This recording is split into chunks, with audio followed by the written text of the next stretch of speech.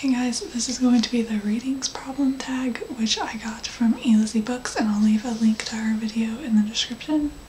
First question is, you have 20,000 books in your TBR. How in the world do you decide what to read next?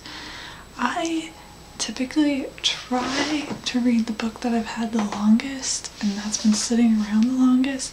Obviously, after it takes so long, I usually forget, so I'm not entirely sure which book's been there the longest, but I try to, because I don't want a book sitting there even longer, and I read newer things, unless I'm like so excited about a book that I read it before everything else, which occasionally happens. Question 2, you're halfway through a book and you're just not loving it. Do you quit or are you committed?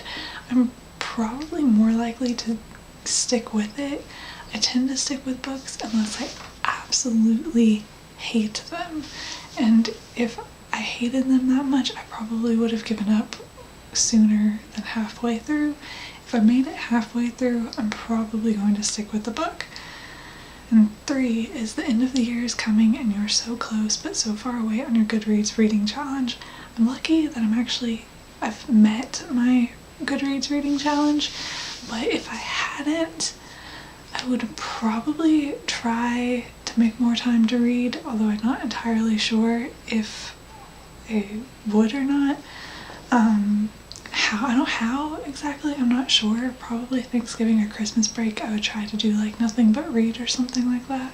Question 4, the covers of a series you love do not match. How do you cope? I'd just deal with it. I prefer if they match, but I can live with them not matching too. 5, everyone and their mother loves the book you don't really like. Who do you bond with over shared feelings? I don't know, but I'm sure I could find someone on the computer. 6, you are reading a book and you are about to cry in public. How do you deal? I don't read the book.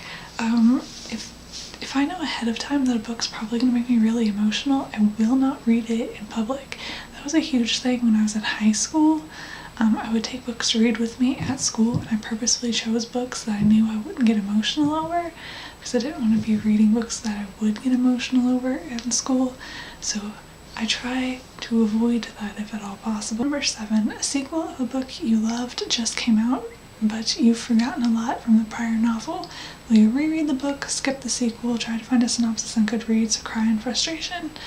I would probably find a synopsis, but if I really can't remember it, most of the time I can remember it enough that I can just pick up the book and go with it, because I tend to have a pretty good memory with things I've read, especially if I start reading something else and it'll like come back to me.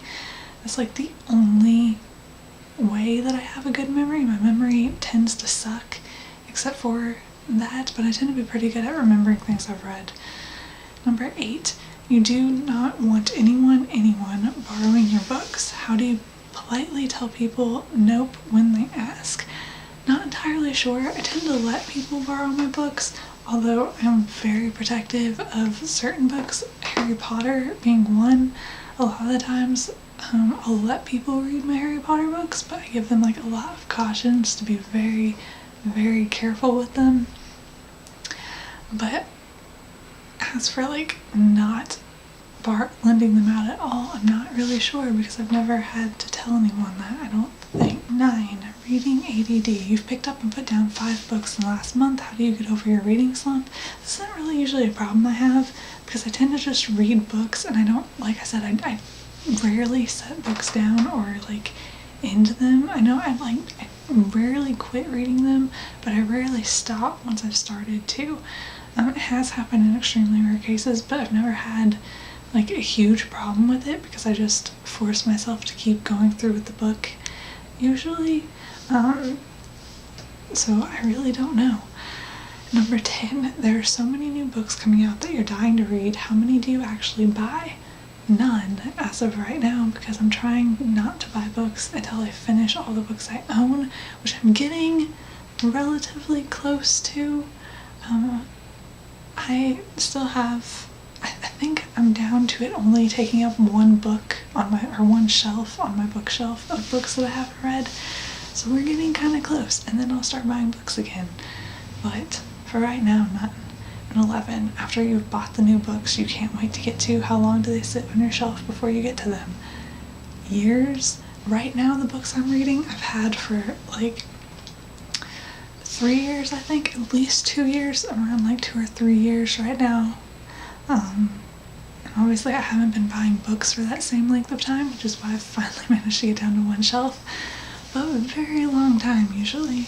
But hopefully that won't be, hopefully I can control myself more once I catch up and can buy books again without like adding them on to like a huge pile. But that is all the questions. I'm going to tag everyone who watches this video. Feel free to do it if you want, and I will see you guys later. Bye.